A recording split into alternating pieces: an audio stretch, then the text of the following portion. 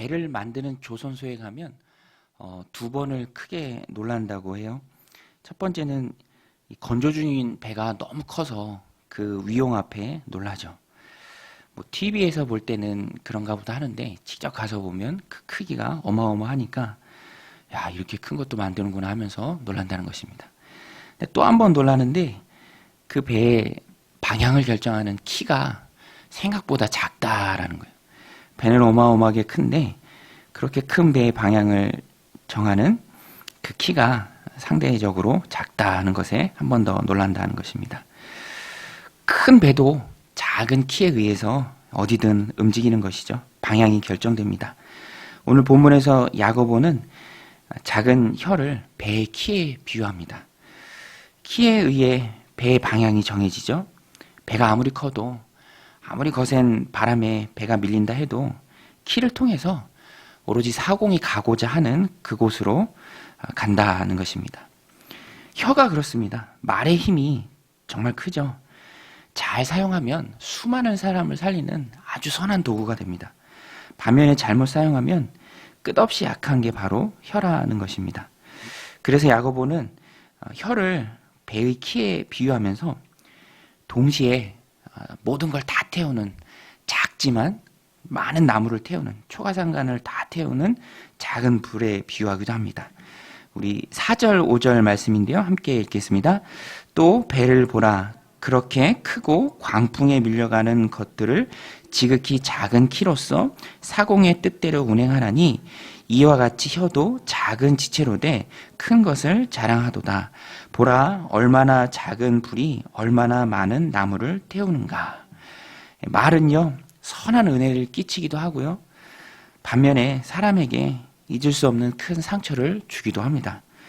전에 어느 목사님이 설교를 하시면서 말에 관한 설교였는데 청중들한테 물어봤대요. 여러분 혹시 지금까지 살아오면서 상처받았던 그 일을 한번 떠올려 보시기 바랍니다. 그리고 눈을 감으시고 혹시 그것이 말에 연관이 돼 있는 거라면 고개를 끄덕여 봐 주세요 했더니 정말로 많은 사람들이 고개를 끄덕이다라는 것이죠.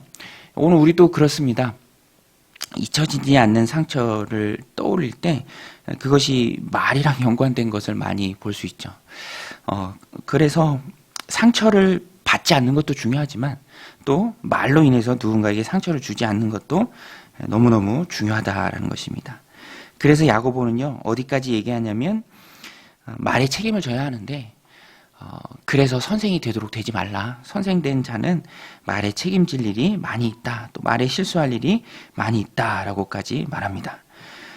지금은 이 말씀이 참 잘 이해가 되죠. 말이요, 다 기록이 된다고 보는 게 맞습니다. 뭐 블랙박스나 휴대전화, 내가 말하는 것 다 기록이 되고요. 또 그런 경우도 종종 있죠. 함부로 말했는데 생각 없이 심한 말을 했는데 혹은 어떤 글을 썼는데 그래서 많은 사람들이 그것을 보고 또 상처도 받고 분노도 하고 했는데 혹시나 그 사람이 성직자라고 한다면 고스란히 그 피해는 교회로 향하는 것을 보게 됩니다. 그래서 야고보는 되도록 선생이 되지 않는 게 그것이 어쩌면 큰 지혜다라고까지 말하고 있습니다. 이토록 말이 중요하다라는 것이죠. 그렇다고 우리가 말을 안 하고 세상을 살아갈 수는 없습니다. 온종일 침묵할 수는 없죠. 당연히 말을 해야 하는데 이제 그때부터는 선택입니다. 그러면 우리가 어떤 말을 할 것인가? 야고보는 한 입에서 찬송과 저주가 나오지 않도록 도전을 하는 것이죠. 선한 말, 은혜로운 말, 그것을 하도록 선택을 도전합니다. 샘에서 한 종류의 물만 나오죠. 단물과 쓴물이 한 샘에서 나올 수가 없습니다. 마찬가지로 과일나무가 동일한 과일 열매를 맺듯이 너희의 입이 하나듯이 하나님 찬송하는 말만 하고 선한 말, 은혜를 끼치는 말을 하라라고 야고보가 도전하고 있습니다. 우리 10절, 12절인데요. 우리 함께 읽겠습니다.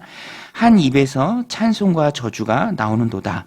내 형제들아, 이것이 마땅하지 아니하니라. 샘이 한 구멍으로 어찌 단물과 쓴물을 내겠느냐. 내 형제들아, 어찌 무화과 나무가 감람 열매를, 포도나무가 무화과 열매를 맺겠느냐. 이와 같이 짠 물이 단물을 내지 못하느니라. 결국 말을 하는 것도 나의 의지와 노력입니다. 선택이죠. 입이 하나이듯이 그래서 하나님을 찬송하는 그 입이 여전히 선한 말, 은혜로운 말, 살리는 말을 한 입에서 해야 한다는 것입니다. 또 성령님이 내 안에 충만하셔서 내 혀를 붙들어 주시죠. 부단히 노력하는 모습이 있어야 합니다. 또 자꾸만 말하는 것을 의식해야죠. 그럴 때 좋은 열매처럼 은혜로운 말이 나온다는 것입니다. 그래서 성경은 말을 신중히 조심해서 하라는 교훈이 정말 많이 나옵니다. 잠언에도 그 말씀이 참 많이 있죠.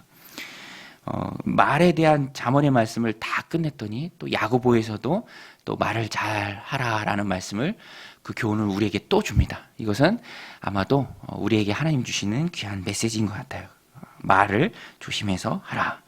우리도 되돌아보면 아까 말씀드린 것처럼 말에 인해서 상처를 받을 때가 많이 있죠. 그 기억이 또 있습니다.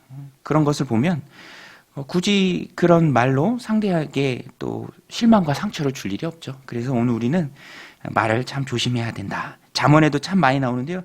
대표적인 것만 몇 개 읽어드리면 잠언 6장 2절에 보면 내 입의 말로 내가 얽혔으며 내 입의 말로 인하여 잡히게 되었느니라. 잠언 10장 19절에 말이 많으면 허물을 명키 어려우나 그 입술을 제어하는 자는 지혜가 있느니라.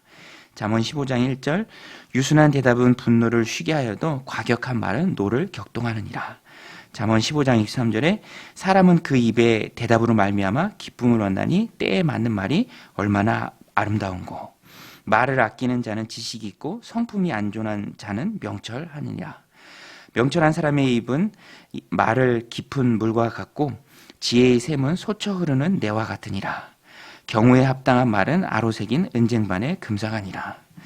사도 바울도 신약으로 넘어오면 사도 바울도 말을 굉장히 중요하게 교훈했습니다. 에베소서 4장 29절에 보면 무릇 더러운 말은 너희 입 밖에도 내지 말고 오직 덕을 세우는 데 소용되는 선한 말을 하여 듣는 자들에게 은혜를 끼치게 하라. 오늘 우리는 이 말씀을 마음에 새기고 한 샘이 쓴물과 단물을 동시에 낼 수 없습니다. 하나님이 찬양하는 입이 사람을 저주하는 말을 할 수 없죠. 오늘 우리는 이 말씀을 마음에 새기고 하나님 내게 주신 귀한 입술을 통해서 복음 전하는 말, 생명을 살리는 말, 기도하는 말, 하나님 찬양하는 말, 그런 선한 말이 내 입술 가운데 가득하기를, 오늘 하루 우리의 삶 가운데 가득하기를 주님의 이름으로 간절히 축원드립니다. 우리 같이 말씀 붙들고 함께 기도할 때 하나님 내가 코람데오의 삶을 살기 원합니다. 하나님 내가 말하는 걸 우리 하나님이 다 들으시는 줄로 믿습니다. 그것을 내가 의식하고 신전의식을 가지고 하나님 내게 허락하신 귀한 입술을 통해서 살리는 말, 기도하는 말, 영혼 구원하는 말, 복음의 말, 은혜를 끼치는 말을, 찬송하는 말을 오늘 하루 내 입술을 통해서 흘려보내는 지혜가, 그 능력이 우리들 가운데 있게 하여 주옵소서. 우리 함께 기도하며 나아가겠습니다. 하나님 아버지, 말의 중요성에 대해서 오늘도 하나님의 말씀을 통해서